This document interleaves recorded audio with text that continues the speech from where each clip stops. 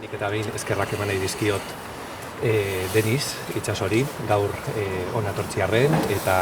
bestaldetik bebai bere departamentua egiten ari den gizarteak daukan premia edo etxe bizitza babestuaren beharra azkar eta ondo aurrera ateratzeagatik hori oso importantia da. Entonces, al final lo que se ha hecho ha sido a mano, pero ellos sí que han trasladado a un modelo... Gaur ikusi duguna interesgarria dela etorkizunera begira, baliatzen digulako epeak moztea, ingurumenaren ikuspegitik begiratuta ere, zabor gutxiago ekoiztea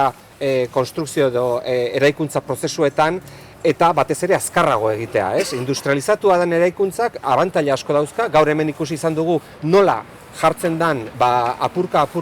fatxada bat, pare bat astetan ikusiko dugu nola eraikuntza itxita dagoen, eta horrek abantaila eta onura handiak ekarriko dizkigu, besteak beste zaratarik ez dagoelako, eta askoz ere azkarrago egingo dugulako, ez? Beraz, zorionak Eibarri, nik uste dut kasu hau aitzindaria da, estamos ante un caso